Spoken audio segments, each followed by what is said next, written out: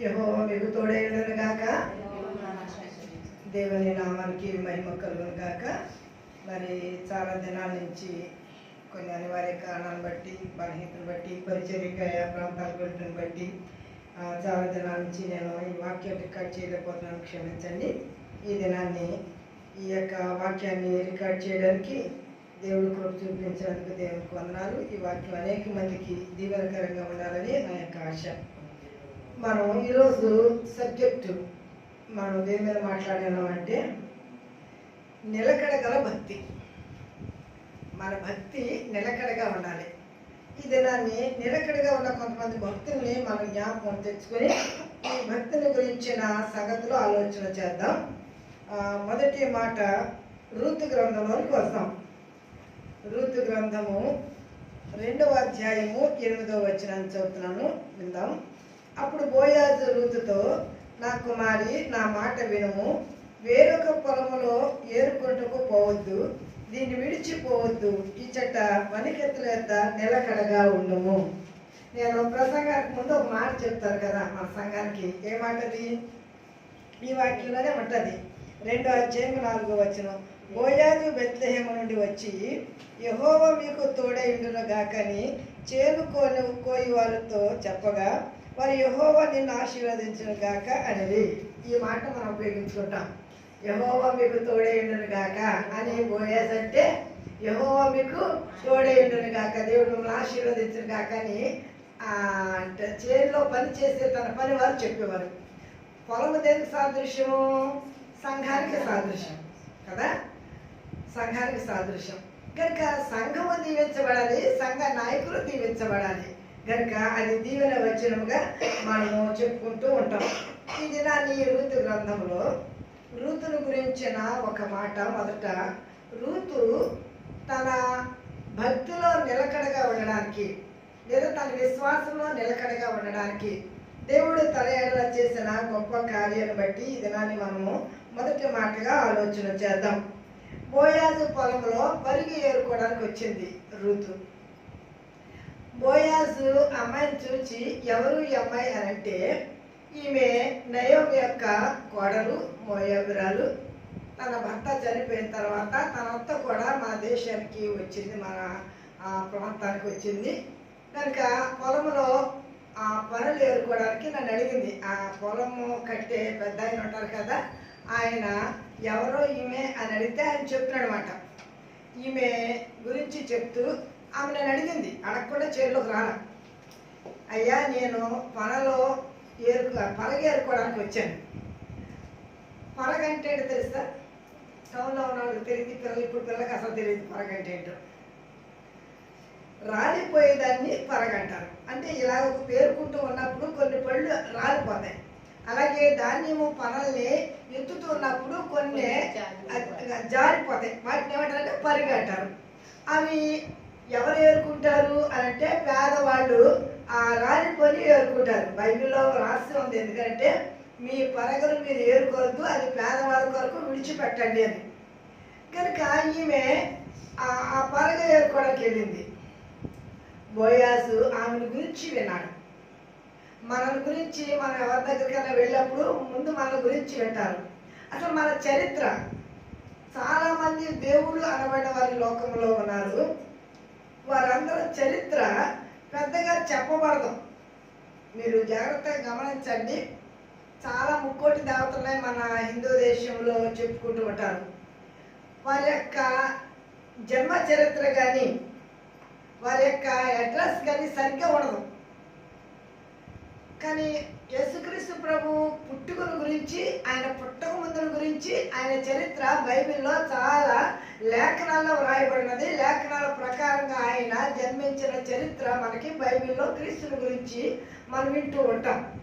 అందుకనే ఆయన ఎలాగూ పుట్టారు, ఎలాగూ పెరిగారు, ఆయన ఎలాగూ శ్రమపడ్డారు, ఎలాగూ చనిపోయారు, ఎలాగూ తిరిగి లేచి, ఇదంతా చరిత్రలో వ్రాయబడింది, నిజము. కనుక మనము యేసుక్రీస్తుని రక్షకుడిగా అంగీకరించి ఆయన ఆరాధిస్తున్నాం. ఇక్కడ ఈమె గురించి అతడు ఆలోచన అడిగినప్పుడు ఆమె గురించి సంగతి ఏంటి అని అంటే, తన అత్త కూడా ఈమె వచ్చి ఆ అత్త కొరకు పరిగెరడానికి మన పొలంలోనికి వచ్చింది. ఈ రోజుల్లో పరిస్థితి అన్నీ బాగుంటేనే అత్త కూడెక్కలేదు, కానీ పరిస్థితులతోని బాగోలేదు. భర్త లేడు, ఈ అత్తకి ఆస్తి లేదు. ఇక్కడ ఏ పరిస్థితుల్లోనూ వారికి అనుకూలమైన పరిస్థితులు కాదు. అమ్మా నాకు ఏమీ లేదు, భర్తను కోల్పోయాను, కొడుకులు కోల్పోయాను, నేను నిరాధారంగా వెళుతున్నాను, నాకు కూడా వచ్చి నువ్వెందుకు శ్రమలు అనుభవిస్తావమ్మా, కనుక నువ్వు నీ ఇంటికి వెళ్ళిపో, నీ పుట్టింటికి వెళ్ళిపో, నువ్వు మళ్ళా వివాహం చేసుకో చిన్నదాన్ని అని నచ్చ చెప్తుంది. కానీ రూత్ అంటది, నీ దేవుడే నా దేవుడు, నీ జనాంగమే నా జనాంగము, నీవెక్కడ పాతి పెట్టబడతావో నేను కూడా అక్కడే పాతి పెట్టబడతాను, కనుక నన్ను వెళ్ళిపోమని చెప్పొద్దు అత్త, నేను నీ కూడానే వస్తానండి. ఈ సంగతులన్నీ బోయాజ్కి ఖచ్చితంగా చెప్పుకుంటారు. అందుకనే కుమారి ఈ పొలములోనే, అక్కడ బోయాజ్ ఆమెతో చెప్తున్నమాట, కుమారి నా మాట వినుము, వేరొక పొలములో ఏరుకొంటకు పోవద్దు, దీన్ని విడిచిపోవద్దు, ఇచ్చట నా పనికత్తుల యొక్క నిలకడగా ఉండము. పొలము దేనికి సాదృశ్యం అని చెప్పారండి? సంఘం. నీవున్న సంఘములో, నీవున్న స్థలములో నిలకడగా ఉండు. పనికత్తులు ప్రార్థనాపరులు, పనికత్తులు పని చేసేవారు నీ సంఘములో వారితో కలిసి అక్కడ నీవేం చేయాలి అని అంటున్నానంటే, నిలకడగా ఉండి వారు ఏం చేస్తున్నారో వారి నీ కొరకు పరములు విడిచిపెట్టమని చెప్తాను నేను. నువ్వు నిలకడగా ఉండు, సమృద్ధి కలిగి ఉంటావు ఈ పొలంలో ఉంటే. ఆమె ఇప్పుడు నిరీక్షణలో నిలకడగా ఉంది. ఏంటి నిరీక్షణ? తనకి ఈ పొలంలో నాకు క్షేమం ఉన్నది, వేరొక పొలంలోకి వెళ్ళద్దు, ఈ పొలంలోనే ఉండు, ఇక్కడ నిలకడగా ఉండని చెప్తాడు బోయజు. ఆమె నిలకడగా అక్కడే ఉన్నది. తర్వాత కాలంలో ఆమె బోయాజుకి సమీప బంధువురాలు అన్న సంగతి విని యూదుల సంప్రదాయం ప్రకారంగా ఆ యొక్క వారిని విడిపించడానికి, విడుదల చేయడానికి అతడు తగిన వాడని ఎంచి వాళ్ళంతా తన యొక్క కోడలకు చెప్తుంది. వేరే పొలం అంటే వేరే గోత్రంలోకి వెళ్ళకూడదు. మామూలుగా వివాహం వారి గోత్రంలో వల్లే చేసుకోవాలి, కానీ వేరే గోత్రంలోకి వెళ్ళకూడదు. కనుక అలాగూ అదే పొలంలో నిలకడగా ఉన్నది. అదే పొలానికి యజమానురాలైంది. బోయాజ్ తన వివాహం చేసుకున్న తర్వాత ఆ బోయాజ్కి రూతుకు పుట్టిన కుమారుడే ఒబేదు, ఒబేదుకు పుట్టిన కుమారుడే యెషై, యెషైకి పుట్టిన కుమారుడే దావీదు. కనుక దావీదు వంశంలోంచి యేసు ప్రభు వచ్చారు. ఆమె విశ్వాసంలో నిరీక్షణలో నిలకడగా ఉన్నది కనుక ఈ రోజు ఆమె గురించి మనం చెప్పుకునే చరిత్ర బైబిల్లో వ్రాయబడినది. నెంబర్ 2, యోబు గ్రంథము 2వ అధ్యాయము 3వ వచనం. సహాయం చేయగలిగిన వారు త్వరగా సహాయం చేస్తే నేను వాక్యంలో ముందుకు వెళ్తాను. యోబు గ్రంథము 2వ అధ్యాయం 3వ వచనం. యోబు యథార్థతలో నిలకడగా ఉన్నాడు. యోబుకి ఎన్ని శ్రమలండి? సైతానును దేవుడును అండి వీళ్ళిద్దరూ వేసుకున్న మధ్య యోబు బలైపోయాడు. దేవుడు అంటాడు, నా సేవకులైన యోబుని చూచావా అని అంటాడు. చూచాను, నువ్వు బాగా ఆస్తి ఇచ్చావు, పిల్లలు ఇచ్చావు, ధనధాన్యాలు ఇచ్చావు, పశు సంపద ఇచ్చావు, ఎంతో ఆస్తులు ఇచ్చావు. అందుకనే అతడు చాలా సంతోషంగా ఉన్నాడు. అవన్నీ తీసి చూద్దాం వాడి భక్తి ఎలా ఉంటుందోను. ఇది సాతాను సవాలు. దేవుడి సవాల్ ఏంటి? నా భక్తుడు చాలా యథార్థవంతుడు, నా భక్తుడు చాలా నీతిమంతుడు, నా భక్తుడు చాలా మంచివాడు. ఇది యోబు ఎడల దేవునికి ఉన్న గొప్ప అతిశయం చెప్పాలి. మా పాప చూసావా, మా అబ్బాయి చూసావా అంట ఎట్టి వాళ్ళ బట్టి. అలాగే నా బిడ్డ యోబు చూసావా అన్నాడు దేవుడు. సరే చూద్దాం, సరే వెళ్ళు, నువ్వేం చేసుకుంటావు చేసుకో, తన ప్రాణంతో మాట్లాడతాను. ఒకే దినాన్ని కంచి తీసి అప్పుడు వెళ్తాడు. దేవుడు కంచి చేసి చెప్పలేదు, కంచి తీసి వెళ్తాను. సరే తీసేసిన వెళ్ళాడంట. ఒకే రోజు ఆ పనివాడు వచ్చారు. అయ్యా, శత్రువులు వచ్చి మన పశు సంపద అంతటిని తోలిపోయారు. అగ్ని వచ్చి పొలం పట్లన్నీ కాల్చేసింది. ఇక ఇంకొకడు వచ్చి అంటున్నాడు, నీ పిల్లలందరూ ఒకే ఇంట్లో వాళ్ళకి లవ్ ఫిస్ట్ గెట్ టుగెదర్ ప్రతిరోజు ఒక అన్నింట్లో మొత్తం ఎంతమంది పిల్లలు ఆయనకి? 10 మంది, 7 కొడుకులు, 3 కూతుళ్ళు, అందరూ ఒకే ఇంట్లో గెట్ టుగెదర్ చేసుకునేవాడు రోజు.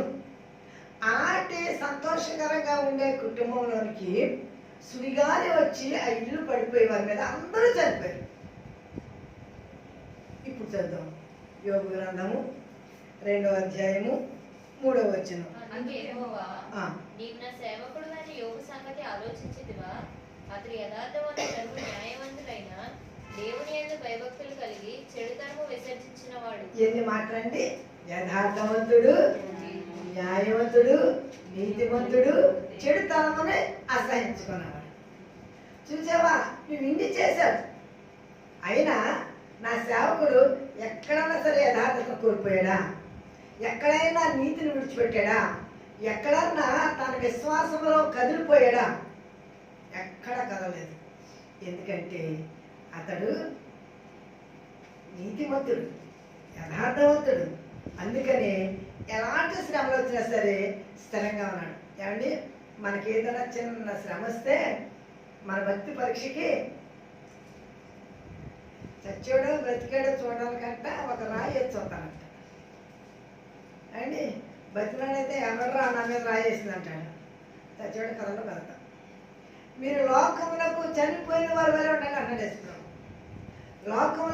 లోకానికి చనిపోయారంటే ఇంకా లోకంలో ఎవడేమైనా సరే మాట్లాడుకున్నాడు అంటే ఇటు చచ్చినాడు సామాన్యుడు నన్న ఒకటి అనుకుని ఒకటి రా అంటారు. చూడండి, అంటే మన లోకములో చనిపోవాలి, దేవుడిలో బ్రతకాలి. దేవుడి వెనుకలుగా హల్లెలూయా.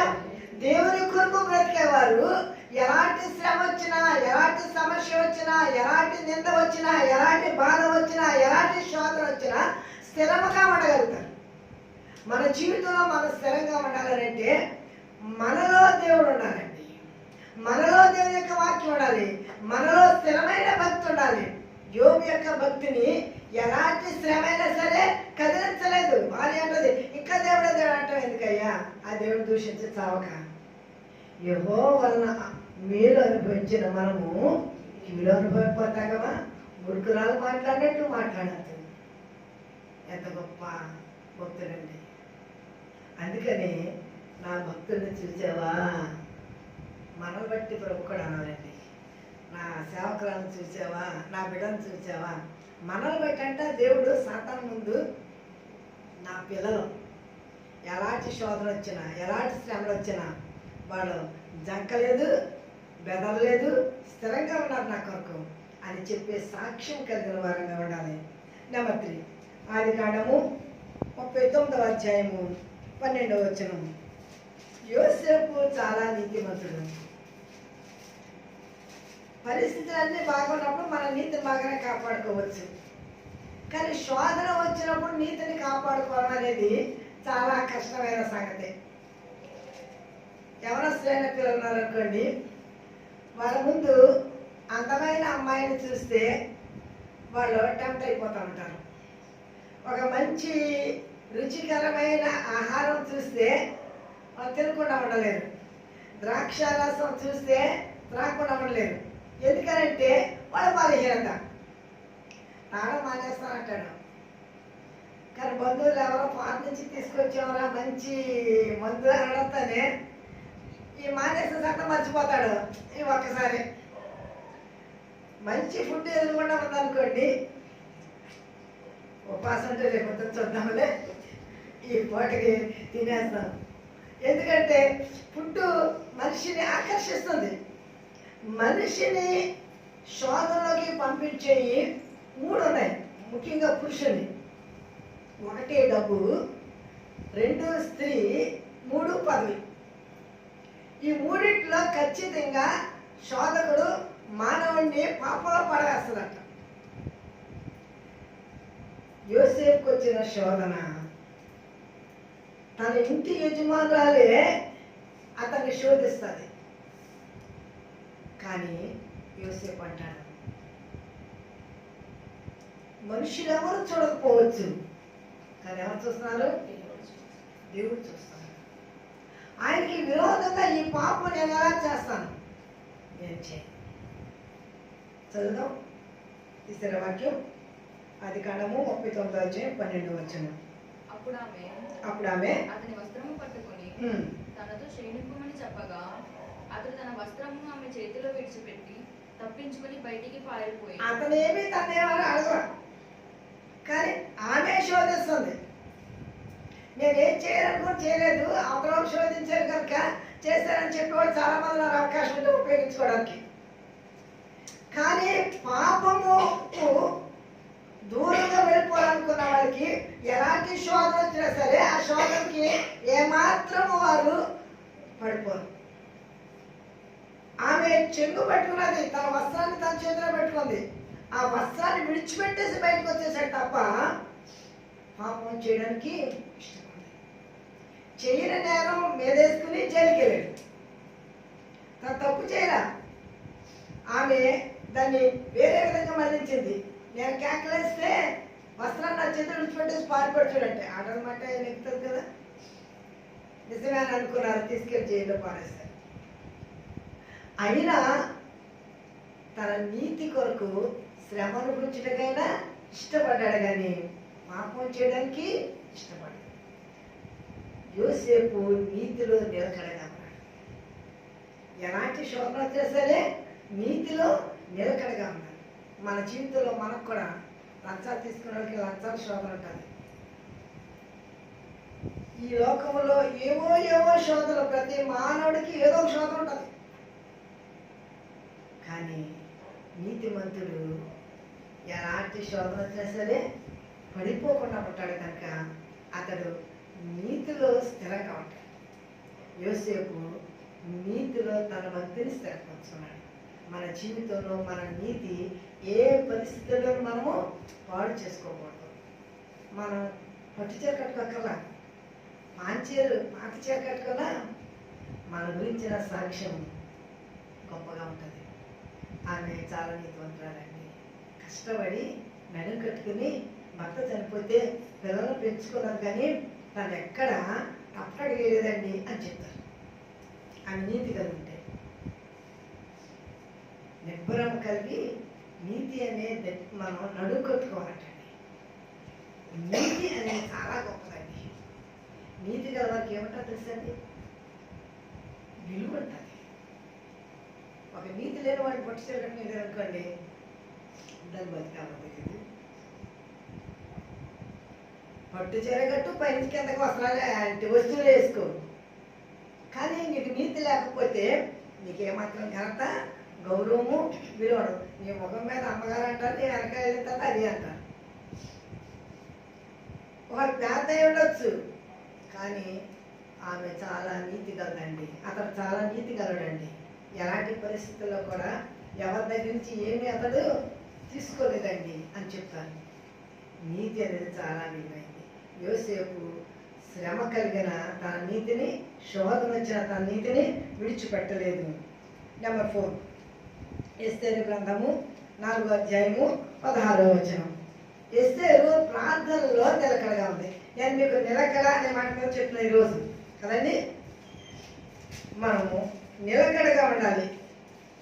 ఎస్తేరు ఎలాంటి పరిస్థితుల్లో నేను రాణిని, నా వరకు నాకేం ప్రాబ్లం లేదు, మీకేదో శోధన వస్తే నేనేం చేయగలుగుతాను అని అనుకోలేదు. రాజాజ్ఞ లేకుండా రావడం కుదరదు అని చెప్పింది. అమ్మ, ఒకవేళ నిన్ను దేవుడు ఇంద్రియమిత్తమై ఈ యొక్క శూషాను కోటలో ఈ స్థితికి తీసుకొచ్చే ఒకసారి ఆలోచించు. ఒకవేళ నువ్వు ఇప్పుడు మౌనంగా ఉంటే యూదులకి సహాయము ఇంకో వైపు నుంచి దేవుడు ఇస్తాడు. నువ్వు ఈ పని చేయడం మానేస్తే దేవుడు ఆ పనికి ఇంకోని ఏర్పాటు చేస్తాడు. నువ్వు ప్రార్థన చేయడం మానేస్తే ప్రార్థన చేసేవాడు ఇంకోని ఏర్పాటు చేస్తాడు. నువ్వు పాట పాడడం మానేస్తే పాడడానికి ఇంకోని ఏర్పాటు చేస్తాడు. నువ్వు పని చేయడం మానేస్తే చేయడానికి ఇంకోని ఏర్పాటు చేస్తాడు. నువ్వు వాక్యం చెప్పడం మానేస్తే చెప్పడానికి ఇంకోని ఏర్పాటు చేస్తాడు. నువ్వు మానేసినంత మాత్రాన్ని పని చేయకపోదు. కానీ ఒక్క విషయం నువ్వు గుర్తుంచుకో, నాకు ఇచ్చిన అవకాశాన్ని నేను కోల్పోయాను. దేవుడు నాకు అవకాశం ఇచ్చాడు, ఆ అవకాశం నాకు మళ్ళా రాదు. నేను ఇచ్చిన అవకాశాన్ని నేను సద్వినియోగం చేసుకోలేకపోయాను అని మనం బాధపడే పరిస్థితి ఉంటాయి. తర్వాత ఇక్కడ ఎస్తేరుకి దేవుడు ఇచ్చిన అవకాశం అన్నాడు మొద్దుకై, నీకు దేవుడు అవకాశం ఇచ్చాడు నీ ప్రజల గురించి రాజుకి చెప్పడానికి. ఇప్పుడు ఎస్తేరు అంటది, చదవమ్మా. నువ్వు పోయి నందు కనబడిన యూదులందరినీ సమాజ మందిరంలో సమకూర్చి నా నిమిత్తం ఉపవాసం ఉండి 3 దినములు అన్నపానములు చేయకుండి, నేనును నా పనికత్తెలు కూడా ఉపవాసం ఉందుము. ప్రవేశించుట న్యాయ వ్యతిరేక్తమైనను నేను రాజు ప్రవేశించిన రాజుండి. ఇప్పుడు నేను ఒక్కదాన్నే ఉండడం కాదు, నేను 3 రోజులు ఉపవాసం ఉండి ప్రార్థన చేస్తాను, మీరు 3 రోజులు ఉపవాసం ప్రార్థన చేయండి. ఒక చేయి ఊగినంతసేపు సౌండ్ రాదండి, ఒక చేయి కలిగినంతసేపు సౌండ్ రాదు, 2 చేతులు కలిస్తేనే శబ్దం. అవసరంతో ఉన్న వాళ్ళు ఉపవాసం ఉండి ప్రార్థన చేయాలి, సేవకులు ఉపవాసం ఉండి ప్రార్థన చేయాలి. అప్పుడు దేవుని యొక్క కార్యాన్ని మనం చూడగలుగుతాం. ఇప్పుడు నేను ఒక్కదాన్ని ఉపవాసం ఉండి ప్రార్థన చేయడం కాదు, మీరందరూ కూడా ఉపవాసం ఉండి ప్రార్థన చేయండి. 3 దినాలు నేను ఉపవాసం ఉండి ప్రార్థన చేస్తాను, మీరు 3 దినాలు ఉపవాసం ఉండి ప్రార్థన చేయండి. న్యాయ వ్యతిరేక్తమే, రూల్ కాదు, రాజు పిలవకుండా వెళ్ళడం. కానీ మన ప్రార్థన దేవుడు మనకి విజయాన్ని ఇస్తాడు, మన ప్రార్థనకి దేవుడు మనకి జవాబు ఇస్తాడు, దేవుడు మనకు సహాయం చేస్తాడు. ప్రార్థన చేయండి, మనం ప్రార్థన చేద్దాం. ఆమె ప్రార్థన చేసి వెళ్ళింది, రాజు దండాలెత్తాడు. ఎస్తేరు రాణి నీకేం కావాలి అంటే భోజనాన్ని పిలుస్తా అని చెప్పింది. భోజనం పిలిచిన తర్వాత చెప్తుంది, నీ విజ్ఞాపన ఏంటి, నీ మనవేంటి అని అంటే, రాజా నా ప్రజలు, నా మనవి నా ప్రాణం, నా ప్రజల ప్రాణం. ఏమైంది నీ ప్రజలకి, ఏమైంది నీకు అని అంటే, దుష్టుడైన ఈ హామానే ఎంత జ్ఞానయుక్తంగా, ఎంత ప్రార్థనతోటి, ఎంత పెద్ద సమస్య అండి. రాజు ఒకసారి ముద్ర వేసిన తర్వాత తిరిగి మళ్ళీ దాన్ని క్యాన్సిల్ చేయడం రాజు గారు కూడా కాదు. చట్టాన్ని తారుమారు చేయగలదు మన ప్రార్థన. దేవుడు భయంకరంగా హల్లెలూయా, శాస్త్రాలను తారుమారు చేస్తుందండి మన ప్రార్థన. ప్రార్థనలో నిలకడగా ఉండాలండి. శ్రమ వచ్చిందని ప్రార్థన, శ్రమ పోయిందనేసి మానేయడం, సమస్య వస్తే ప్రార్థన, అన్ని పరిస్థితులు బాగుంటే మానేయడం, ఇది నిలకడైన ప్రార్థన కాదు. నిలకడైన ప్రార్థన కాదు. శ్రమలో సైతము నీ ప్రార్థనలో నువ్వు నిలకడగా ఉండాలి. ఎస్తేరు భక్తిలో నిలకడగా ఉంది, శ్రమలో ప్రార్థనలో నిలకడగా ఉంది. మన జీవితంలో మనం కూడా అలాంటి నిలకడ కలిగిన ప్రార్థన జీవితం కలుపుదాం. నెంబర్ 5 యెహోషువ గ్రంథం 11వ అధ్యాయము 15వ వాక్యం. యెహోషువకి దేవుడు బాధ్యతను అప్పగించాడు. మోషే చెప్పాడు, ఇదిగో దేవుడు నన్ను పిలుస్తున్నాడు, నేను వెళ్ళిపోతున్నాను, నా తర్వాత ప్రజలందరినీ జాగ్రత్తగా వాగ్దాన దేశానికి తీసుకువెళ్ళమన్నాడు. యెహోషువ ఐగుప్తు దేశం నుంచి బయలుదేరి వచ్చిన కాడించి వాగ్దాన దేశంలో ప్రవేశించే వరకు నిలకడగా ఉన్నారండి ఇద్దరండి. యెహోషువ గ్రంథంలో మన ఇద్దరు చూస్తాం. ఎవరండి?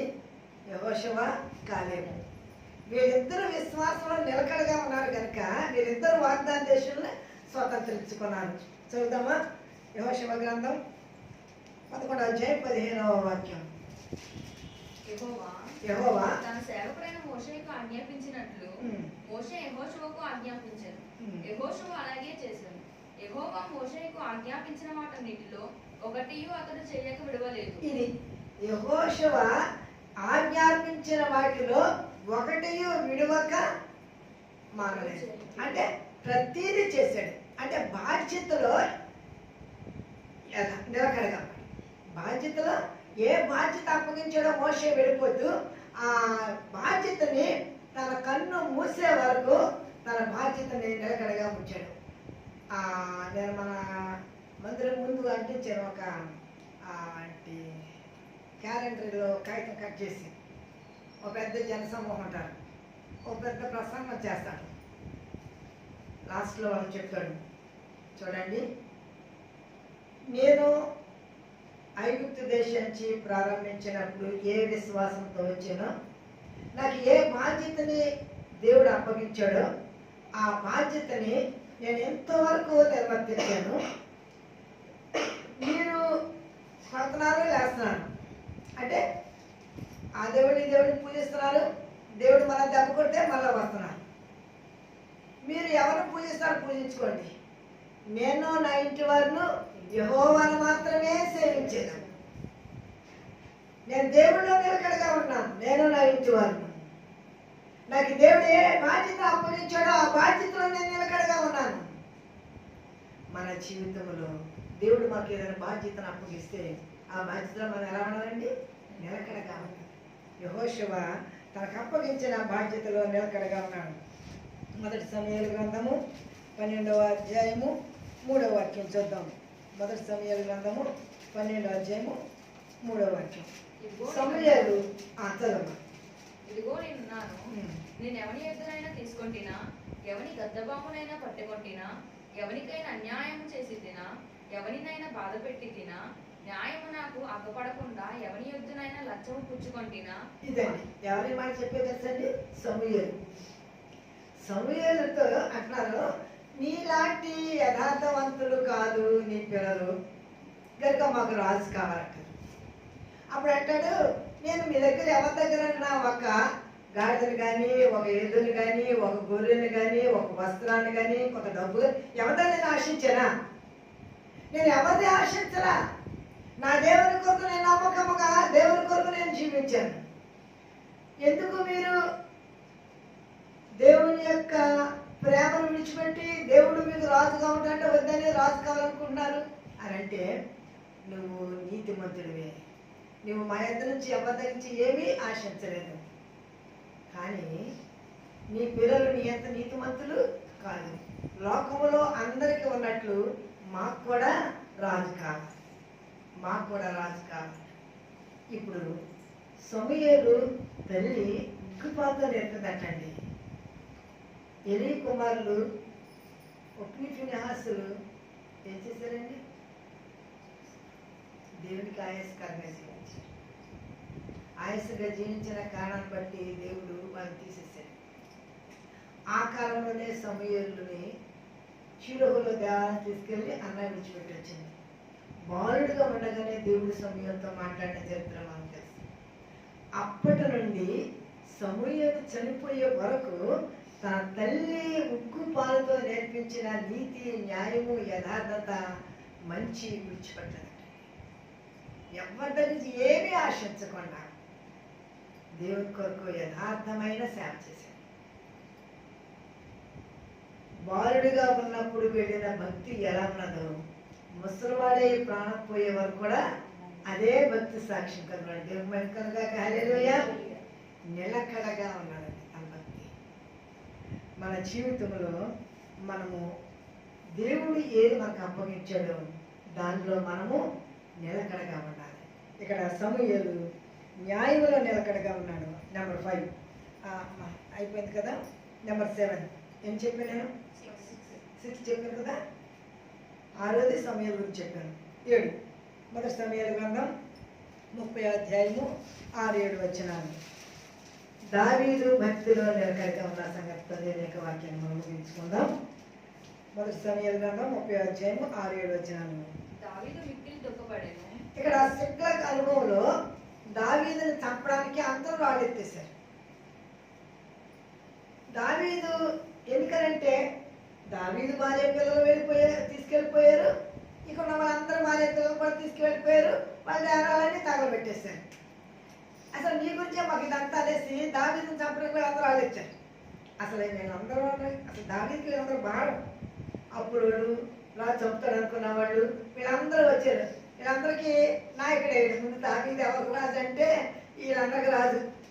వీళ్ళందరికీ నాయకుడు అయ్యి వీళ్ళని పోషిస్తూ వీళ్ళని కాపాడుతూ వీళ్ళ భార్య పిల్లలను పోషిస్తూ ఇన్ని చేస్తే వీళ్ళందరూ చంపడానికి వాళ్ళు ఎత్తారు. అయినా దావీదు ఏం మాట్లాడాలి? ఎప్పుడు తెమ్మని అతడు నిలకడగా ఉన్నాడండి భక్తులు శ్రమలో. దేవా ఈ శ్రమలో నీవే నాకు సహాయం. ఆ శత్రువుని నేను తరమనా, వాళ్ళని దొరుకుతారా? చదువు ఆ వాక్యం చదువు మళ్ళా. దావీదు మిక్కిలి దుఃఖపడెను, మరియు తమ తమ కుమారులను బట్టి కుమార్తెలను బట్టి జనులకందరికీ ప్రాణము విసికినందున రాళ్ళు రువ్వి దావీదును చంపుదము రండని వారు చెప్పుకొనగా, దావీదు తన దేవుడైన యెహోవాను బట్టి ధైర్యం తెచ్చుకుని ఇదండి, దావీదు దేవుని బట్టి ధైర్యంగా నిలకడగా ఉన్నాడు, భక్తిలో నిలకడగా ఉన్నాడు. ఈరోజు మన యొక్క అంశం అదే, భక్తిలో నిలకడ కలిగి ఉండాలి. నిలకడగల భక్తి. నేను 7 మీ ముందు ఉంచాను కదా. నెంబర్ 1 మొదట ఆమె ఎవరండి? రూతు. తను ఏ పొలంలో వెళ్ళిందో ఆ పొలంలో నిలకడగా ఉంది, నిరీక్షణలో నిలకడగా ఉంది. నెంబర్ 2 యోబు యథార్థతలో నిలకడగా ఉన్నాడు. నెంబర్ 3 యోసేపు నీతిలో నిలకడగా ఉన్నాడు కదా. నెంబర్ 4 ఎస్తేరు ప్రార్థనలో నిలకడగా ఉన్నది. యెహోషువ బాధ్యతలో నిలకడగా ఉన్నాడు. సమూయేలు తన యొక్క జీవిత భక్తిలో లేదా తన యొక్క నీతిలో, తన యొక్క చిన్నతనం నుంచి తన ముసలివాడయ్యే వరకు తనకు అప్పగించబడిన ఆ యొక్క నమ్మకత్వం దేవుళ్ళు, సంఘములు, సమాజంలో అతడు నిలకడగా ఉన్నాడు. దావీదు ఎలాంటి శ్రమనైనా సరే తన భక్తిలో తప్పిపోకుండా నిలకడగా ఉన్నాడు. మన జీవితంలో మనం ఎలాంటి శోధన వచ్చినా, ఎలాంటి శ్రమ వచ్చినా మన భక్తిలో మనం ఎలా ఉండాలండి? నిలకడగా ఉండాలి. అలా నిలకడగా ఉన్న భక్తి నిజమైన భక్తి. ఆ భక్తి మన పరలోక రాజ్యానికి తీసుకువెళ్తుంది. అలాంటి భక్తి కలిగి ప్రభు కొరకు జీవించడానికి దేవుడు తన కృపా సహాయం మాకు అందరికీ అనుగ్రహించను గాక. ఆమేన్. పరిశుద్ధుడైన మా దేవ, ప్రేమ కలిగిన మా తండ్రి, మీ ఘనమైన నామమునకు వందనాలు, స్తోత్రములు, స్తోత్రములు, స్తోత్రములు. ప్రభువా, మీ ఉచితమైన కృపను బట్టి, ప్రేమను బట్టి నన్ను మమ్మలను ఎంతవరకు క్షేమంగా వచ్చారు. నీ ప్రేమకే స్తుతులు, స్తోత్రములు, స్తోత్రములు. ప్రభువా, ఆ భక్తులు ఎలాగూ నాయన వారికి అప్పగించబడిన బాధ్యతలో నిలకడగా ఉన్నారు. మేము కూడా అలాగూ స్థిరంగా నిలకడగా నీ కొరకు నీకు ఇష్టంగా జీవించటకు సహాయం చేయండి. కూడి ఉన్న బిడ్డలను దీవించండి, ఆశీర్వదించండి. వెతబడ వాక్యం పెట్టి హృదయాల్లో నీరు కట్టి ఫలింపచేయండి. ప్రభువా, మేము స్థిరంగా ఉండాలి అని అంటే నీ పరిశుద్ధాత్మ సహాయం సన్నిధి మాకు అయ్యా మీరు అనుగ్రహిస్తేనే మేము స్థిరంగా ఉండగలం, మేము నిలకడగా ఉండగలం, నిజమైన భక్తులుగా ఉండగలం.